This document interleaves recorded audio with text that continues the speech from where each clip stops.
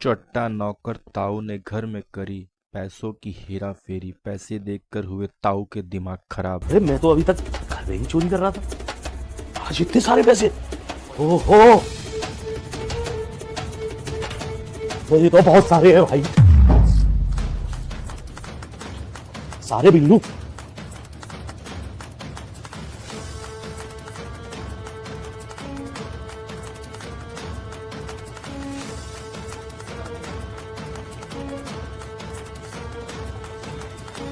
अरे आज तो जो है काम बन गया, अब यहाँ पे चोरी भी नहीं करनी पड़ेगी। और रोजाना मालकिन कौन चोरी कर रहा है, कौन चोरी कर रहा है, टिटर पिटर करती रहती है।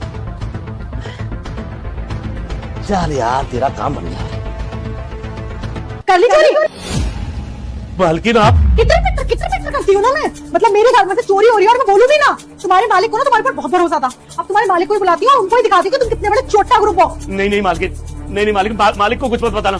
वो तो आज मुझे ये नोट यहाँ पे पड़े हुए दिखाई दे गए और इतने सारे पैसे मैंने जिंदगी में पहली बार देखे थे, इसलिए मैंने आज मेरा काम बन गया। अच्छा, और जो तुमने यहाँ पर बैठकर बकवास करी है ना, खुद का खुलासा करा है कि मैं तो रोज इसी तरीके से घर में से चोरियां करता था, मैडम किटर पिटर करती थी, सब सुना है मैंने। नवनी जरा जल्दी आओ।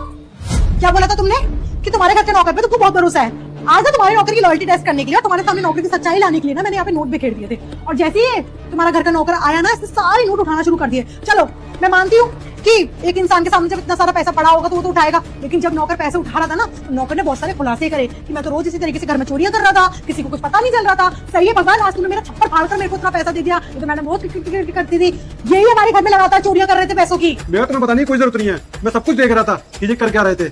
और आप इतने बड़े हो, मैंने आपको कभी नौकर समझा ही नहीं। मैंने हमेशा से आपको वो दर्जा दिया जो दर्जा मैं अपने पापा को देता हूँ, और आपने बिल्कुल भी मतलब ये नहीं देखा कि मैं कर क्या रहा हूँ इस घर में।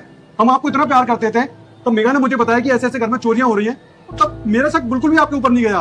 एक दो बार इसने आपको चोरी करते हुए देखा भी था, पर मैंने इससे मना कर दिया कि ऐसा कुछ हो ही नहीं सकता। पर आज इसने मुझे रोका और बोला कि देखो आज तुम्हारे सामने मैं लॉयल्टी टेस्ट लेती हूँ, और देखो क्या हुआ, सब कुछ सामने आ गया।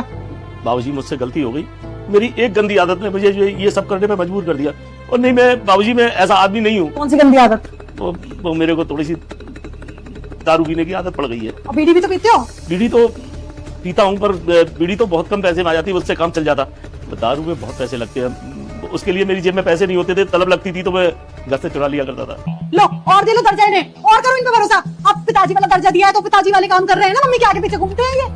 अंकल जी, तुम्हें शर्म आनी चाहिए। मतलब अपने शौक के लिए आप हमारे घर में चोरी कर रहे थे, और आपको पता है मैं कैसे कैसे पैसे कमाता हूँ। मेरे ऊपर कितना बड़ा लोन चल रहा है, मैं उसे चुकाने के लिए दिन रात एक कर रहा हूँ, और आप मेरे घर में से चोरी कर रहे हो। कौन सी शर्म इनके आंगन में